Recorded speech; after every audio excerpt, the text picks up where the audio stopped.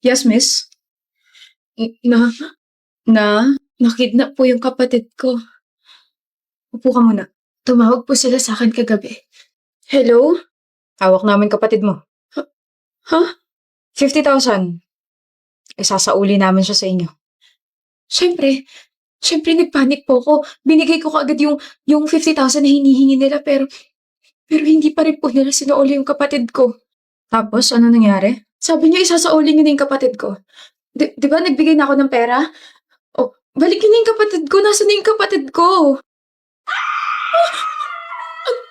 Anong ginawa niyo sa kapatid ko? Ang ingay! Eh di pinakain muna namin siya ng mga ipis. Nasaan yung litrato? Nandito po sa phone ko. Ayan po. Miss, wala naman. Basta nag-send sila ng picture na may dalawang ipis sa bibig ng kapatid ko tapos umiiyak po siya. Please, tulungan niyo na po ako. Tulungan niyo na po yung kapatid ko. Tutulungan ka namin. Tapos sinulat ko po yung pinagsendan ko ng pera. Ito po yung bangko nila. Dito po ako nag-send. A-action na agad namin. Tumawag ba sila ulit? Opo, tumawag po ulit sila. Ano sabi? Dagdagan mo yung 50,000. Gusto namin, 500,000. Saan po ako kukuha noon? Tanga, edi sa mga magulang mo. Nasa probinsya po kasi sila. Please, isauli niyo na po yung kapatid ko. Gusto mo bang patayin namin to, ha? Wag po! Wag po! Leah! My sister screamed. Okay? Sumigaw siya. Tapos parang yung sigaw niya, sobra siya nasasaktan, ganon. Tapos nag-send ulit sila ng photo. May sugat sa binti si Leah. Hiniwa nila yung binti ni Leah. The photo? Ito po. Nasaan na? Andito lang po yun. Sinave ko yun. Wait lang po. Miss? Wait. Hindi pa po ako tapos. Alam mo ba nagtangka tumakas yung kapatid mo? Po? Napakabilis niyang tumakbo, napagod kami pero tatanga-tanga nga lang. Anong ginawa niyo sa kapatid ko? Eh di binali namin yung isang paa niya. Sinigurado namin na hindi na siya makakalakad ng maayos kahit kailan.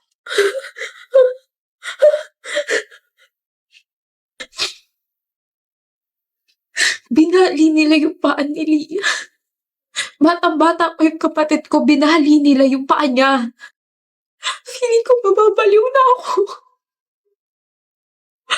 Please, iligtas niyo po kapatid ko. Iligtas niyo po siya. Aliyah! Ha? Okay ka lang ba? Kanina ka pa namin hinahanap. Sumama ka na kay tita. Sige na, susunod ako sa kotse. Ayoko pa umuwi. Kasi yung kapatid ko, hindi pa siya nakahanap. Nakidnap kasi yung kapatid ko. Okay? Kailangan natin siyang iligtas. Ligtas na siya. Okay? Nasa bahay na siya. Talaga? Pero baka may ipis. Baka may ipis sa bahay. Ayoko umuwi. Malinis na yung bahay, Aliyah. Sige na, sumama ka na kay tita. Okay. Okay.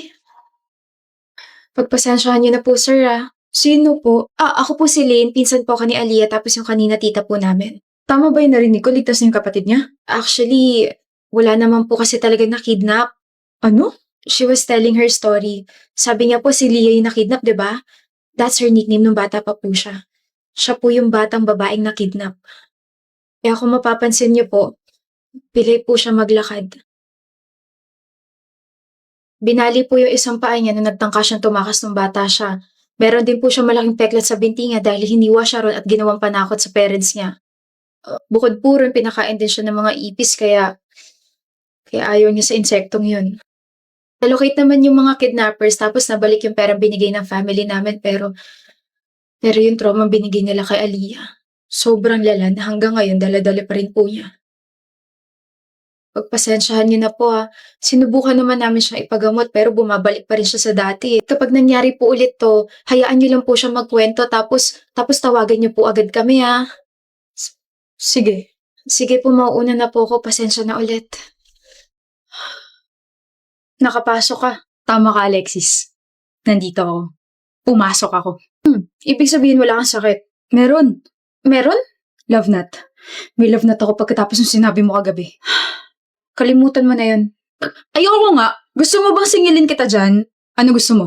Ibibigay ko kahit na ano. Talaga? Kahit na ano? Wala kang shades. I mean, wala akong shades. Hindi ko matatakpan yung mga mata mo. OA ka. Tama ka. OA ako. Over-addicted sa'yo. Nagsasabi mo dyan? Wala. Sabi ko, sana marami tayong mabenta ngayong araw. Kayo haharap sa mga students, tapos ako nandito lang para bigyan ka ng energy. Kulitin ka. Okay? Sige. Good luck. Uuwi ka na ba, Alexis? Oo. Umuulan. May payong ako. Ako rin. Ito. Pre! Napakaswerte mo ngayong araw. Makakatanggap ka ng libreng payong na napanalunan ko sa giveaway. May basbas yan ng governor natin. Congrats! Sige na, umalis ka na. Shucks, Alexis. Pwede ba makasabay sa'yo? Wala akong payong eh. Meron kang payong pero binigay mo sa iba para lang makasabay ako. Pumaparaan ka ba, Talyer? Halata ba? Halata. Pero ang tanong, same ba tayo? Ng ano? Ng payong? Uy, hindi oh. Yung pinamigay ko, black. Yung payong mo, pink. Sa ugali mong yan, hindi ko akalaing slow ka. Tara na nga. So, wait lang. Hahatid kita, tapos hahatid ako ng payong mo? Akin na lang kaya yung payong mo para lagi kitang kasama. Gusto mo bang masarmanan ako ng nanay ko? Dadaan muna tayo sa inyo. Meet the parents yarn. Meet may kamao. Gusto mo? Tara na. 8 p.m. na? Ganun katagal yung meeting namin. Aray. Sigmura ako. Nalipasan yata ako ng gutom. Talyer? Tapos na? Yung meeting nyo. Paano mo nalaman? In-excuse ka, diba? After kasi nung class natin, dumiretso ko dito, tapos, hinintay mo ba ako? Teka, bakit nakahawak ka sa tiyan mo? Masakit ba yung sikmura mo? Hindi ka pa ba kumakain, Alexis? Di ba may ulcer ka? Paano mo nalaman may ulcer ako? Importante pa ba yun? Paano mo nalamang may allergy ako sa seafood? Paano mo nalamang may ulcer ako? Paano mo nalamang sakitin ako na kahit maambunan lang ako isisipunin tsaka sisinatin ako? Paano mo nalaman itong mga to? Ganun naman talaga, di ba? Kahit maliit na bagay pa yan, kailangan mag-pay attention sa taong gusto mo. Hindi ka makatingin sa akin. Sinong hindi mahihiya tinitignan mo ko? Tinitignan ako ng taong gusto ko. Hirap kaya umamin. Nahihiya ako, tapos parang gumagana yung tiyan ko, pati yung puso ko. Nakakainis. Bakit ako? Kaya ka tang tignan kahit gusto kita. Ikaw yan eh! Ano? Gulat ka, no? All this time, akala ko one-sided lang tong feelings ko. Kaya nga tinanong kita kung same ba tayo. Ang ibig ko sabihin nun, halatang pinupormahan mo ko, pero ang tanong, same ba tayo na nararamdaman? Kaya kahit umamin ka pinupormahan mo ko, inisip ko na, alam mo yun, baka nadala ka lang dun sa sinabi ko nung una nating sabay pa uwi. Tapos syempre ako naman nagulat kasi kinabukasan you became this clingy Talyer. Na-excite kasi ako. Na baka may pag-asa ko ipupush ko na tong chance na to. Binigyan mo ba naman ako ng ganun linya? Kikiligin talaga ako tapos malalaman ko na gusto mo rin pala ako. Naalala mo yung sinabi ko na favorite blockmate ko? Ikaw yun. Kasi? Malamang kasi gusto ka ta, Alexis. Ano ka ba naman? Umamin lang tayong dalawa, naging uncommon na yung sense mo. Alam nga naman favorite ko yung seatmate ko tapos ikaw gusto ka ta. Red flag kaya yan, cheating na agad tawag dun. Bakit nakangiti ka? Hindi ka ba napipikon? Ganyan ka lang Anong ganyan? Huwag akong gagalaw? Paano tayo kakain? I mean, ganyan ka lang. Ganyan. Huwag kang magbabago. Kinikilig kasi ako kapag nagbabardagulan tayo eh. Kinikilig ka pala kapag nagbabardagulan tayo. Ako, kinikilig ako kapag napapangiti kita. Kaya itong binili kong food para sa'yo, akin na to. Bahala ka dyan. Talyer! Akala ko ba gusto mo yung nagbabardagulan tayo? Hindi ba ganito? Yes, ma'am. Kakain na tayo tapos hahatid kita Hahatid kita. Oo na. Lahat na ng ulo ko. Overtime 3 na? Kailangan dami pang kailangan tapusin. Uwi ka na ba, G? Kailangan may mga nag-aantay pa sa akin mga puso sa bahay. Sige, ingat ka ha. Ikaw ang mag-ingat. Huwag ka masyadong papagabi at alam mo naman ngayon. Opo. Una na ako sis ha. Chat mo na lang ako kapag nakauwi ka na. Bye-bye. Okay. Psst. G? G? Umuwi ka na ba talaga? Baka pinaprank mo na naman ako ha. Psst. G naman eh.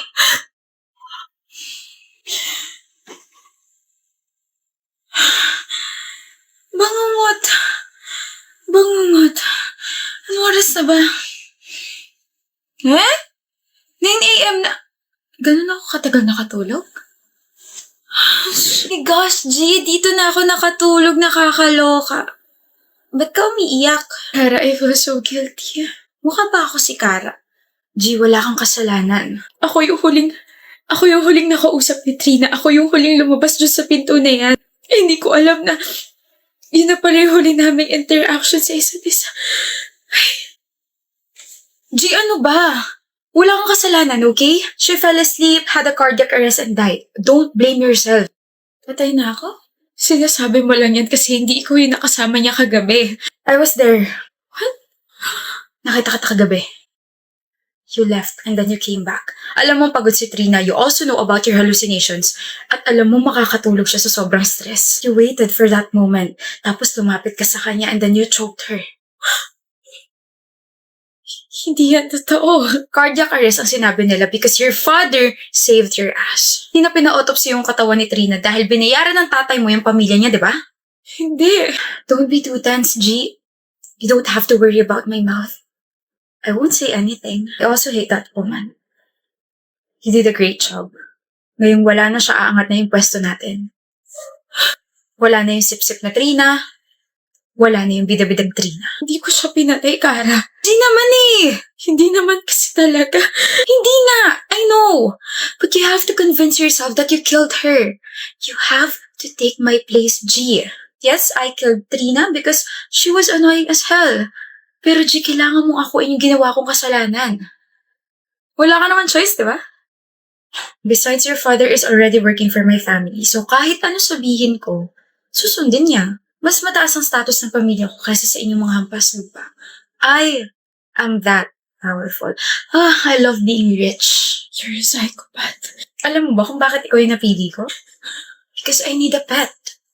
Well, I tried to pet Trina, but she refused. So tingnan mo yung nangyari sa kanya. She died. No, umiiyak si G. Huwag ka muna umiyak. Hindi ka pa naman makukulong eh. Tsaka nakapag-boring na ulit yung life ko. So ngayon na-excite ako paglaruan yung buhay niyo eh. Be a good girl, G, okay? So you and your family can still live for like what? 5 years? G, wag! Wala na ako paalam kung makukulong ako pero uunahan na kitang patayin, Kara. Hayop ka. Hayop ka! Gising ka na, G. Tatawag lang ako ng doktor. Ate, nanaginip ako. I had a bad dream.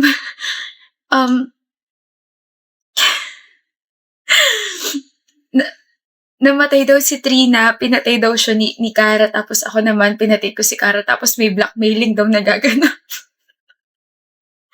Can't you believe that? G, panaginip lang yun.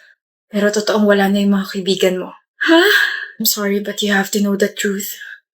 You've been in this hospital for 2 weeks na. Galing kayong sinehan, nanood kayo ng horror movie, and then after that, pumunta kayo sa isang bar. Tapos uminom kayo.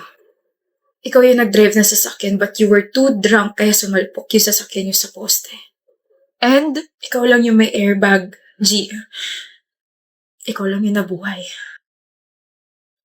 Yung panaginip. Tama na yung panaginip na yan, G. You have to face the reality. And you have to face your consequences because their families, kinasusuklaman ka nila.